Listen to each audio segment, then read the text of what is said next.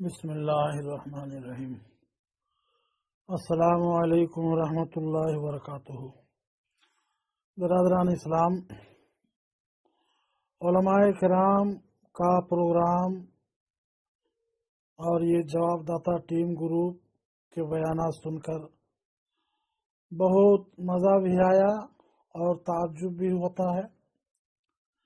یہ علماء کرام ہیں ہمارے اہل سنت و جماعت کے، الحمدللہ اپنے اپنی علم و دانش کے مطابق یہاں بیان رکھتے ہیں، اور ماشاءاللہ ان کے بیانات سے پتہ چلتا ہے کہ یہ لوگ کسی بھی مسئلے کی تلاش میں بہت ذہن فروشی سے کام لیتے ہیں، دماغ سوزی سے کام لیتے ہیں، اور کسی بھی مسئلہ کے اندر انتھک کوشش کرنے کے بعد اظہار رائے خیال کرتے ہیں۔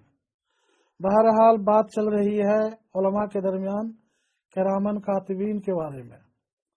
یہ تو صحیح ہے کہ تمام دینیات کے اندر تقریباً جیسے علماء کرام نے فرمایا کہ ان فرشتوں کا کوئی خاص نام کا پتہ نہیں چلتا، کوئی خاص نام کا پتہ نہیں چلتا۔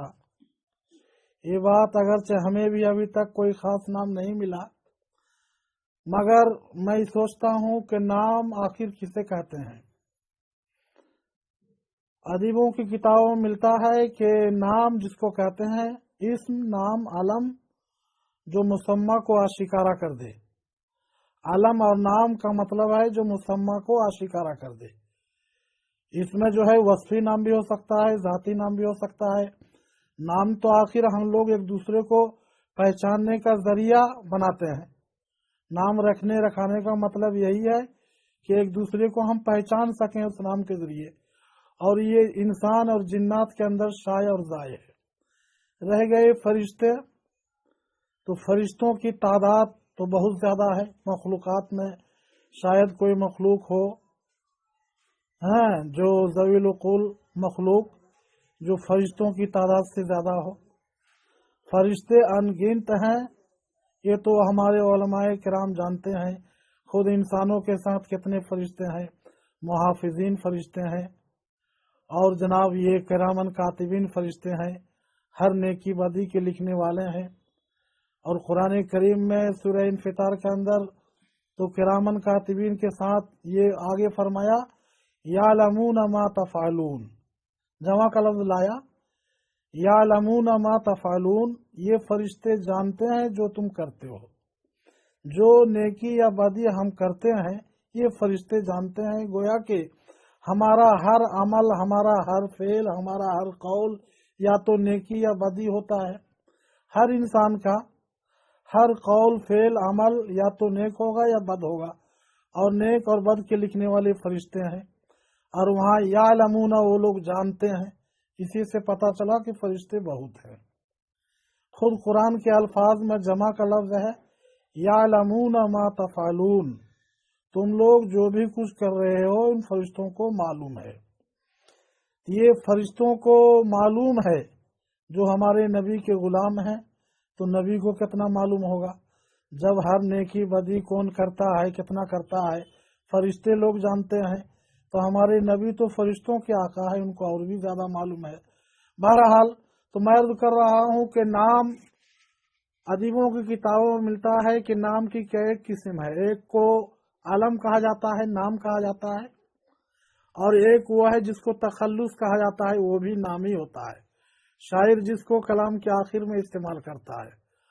اور ایک نام ہے جس کو لقب کہتے ہیں، جو مشہور ہو گیا ہے کسی کے دین سے، کسی بزرگ کے عطا سے وہ نام مشہور ہو گیا، وہ بھی نام ہی کی جگہ کام کرتا ہے۔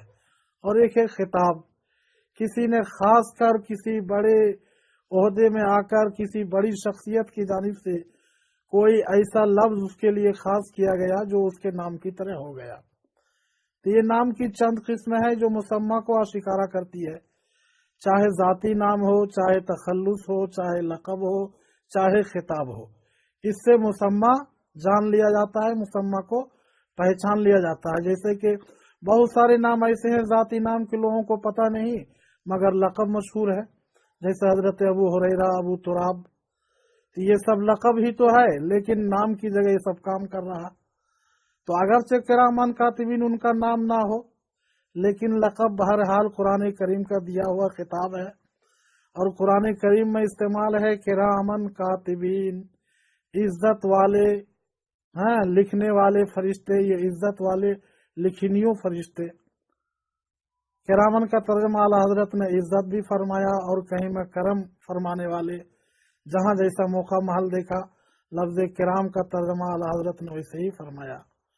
बहरकैफ जब जो है किसी भी किताब में और किसी भी रिवायत में किसी सहाबी से, किसी मुफस्सिर से जब उनके नाम की तखसीस नहीं मिलती, तो हमको भी उस जो है उसमें मगजमारी नहीं करनी है कि नाम निकालना ही पड़ेगा। जो हमारे उलमा बुजुर्गों ने फरमा दिया बस वही उनका नाम है, जो कुरान ने रख दिया वही उनका नाम है, चाहे लक़ब हो चाहे खिताब हो, वही उनके नाम से मशहूर है। और दुनिया में किसी भी मुफ्ती और किसी भी साहिल के पास अगर सवाल किया जाता है कि नेकी बदी लिखने वाले को क्या कहते हैं, जवाब मिलता है किरामन कातिबिन।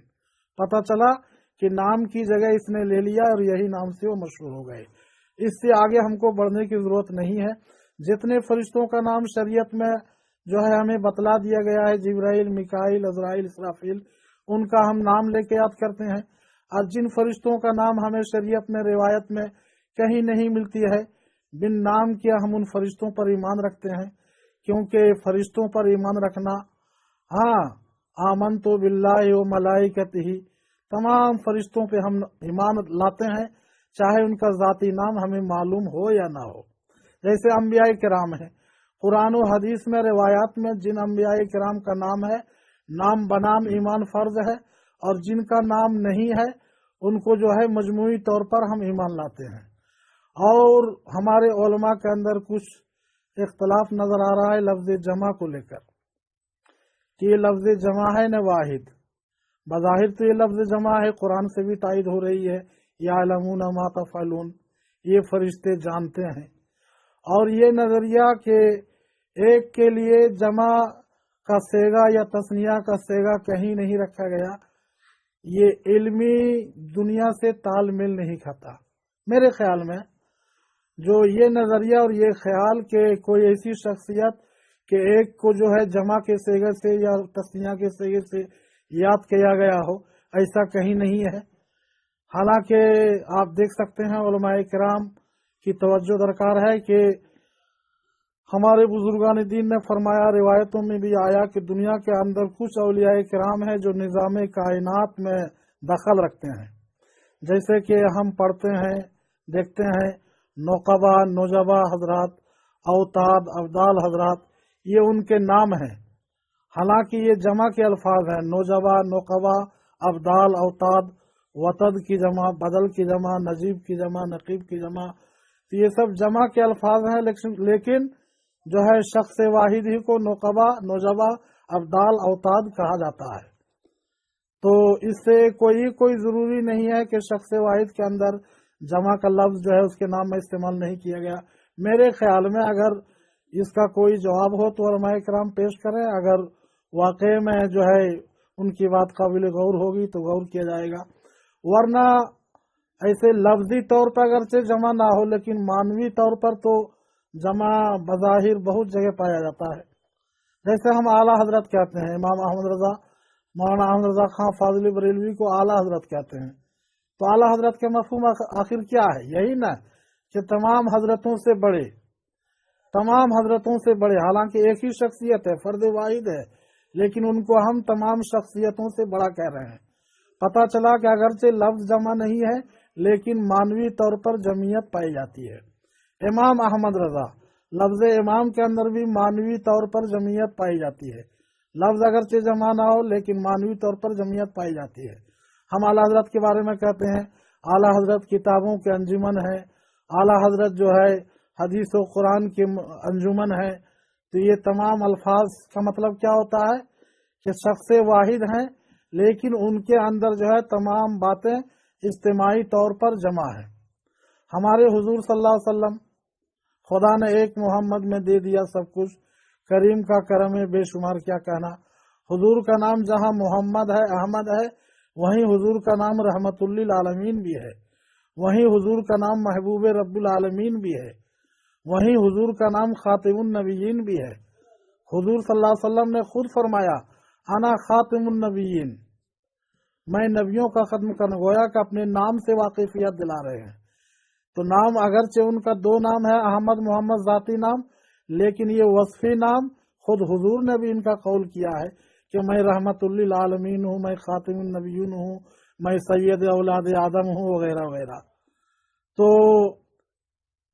اس نور محمد کی تنویر ذرا دیکھو، سمٹے تو محمد ہے، پھیلے تو خدائی ہے۔ حضرت ابو تراب کا لقب ہے، لیکن ان کے بارے میں جو ہے حضرت علی حیدر رضی اللہ تعالیٰ عنہ جب جو ہے مرحب کے مقابلے میں گئے تو انہوں نے کہا تھا انا التی سمتنی امی حیدر، میں وہ ہوں کہ جس کا نام میری ماں نے حیدر رکھا۔ حالانکہ یہ حیدر ان کا لقب ہے، حیدر کے معنی شیر، لیکن اس لقب کو انہوں نے نام کہا۔ پتہ چلا کہ لقب کو بھی نام کہا جاتا ہے، خطاب کو بھی نام کہا جاتا ہے، اور تخلص کو بھی نام کہا جاتا ہے۔ نام وہ ہے جس سے مسمى آشکارا ہو جائے۔ بہرکیف میں نے اپنی معلومات کے مطابق علماء کرام کے درمیان یہ کچھ الفاظ بیان کیے، اس میں اگر کوئی شوشے گوشے قابل اعتراض ہوں تو برائے کرم عطا فرمائیں اور اس پر غور فرمائیں، اور نزاع بحیثیت جو ہے ادب و احترام کے ساتھ علماء کرام کے درمیان شائع و زائع رہے تو انشاءاللہ اس سے علمی افادہ ہوگا، مگر بہرحال ادب کا دامن تھام کر اور جو ہے دلائل اور روایات کو ساتھ لے کر۔ بس وما علینا الا البلاغ۔ السلام علیکم ورحمۃ اللہ۔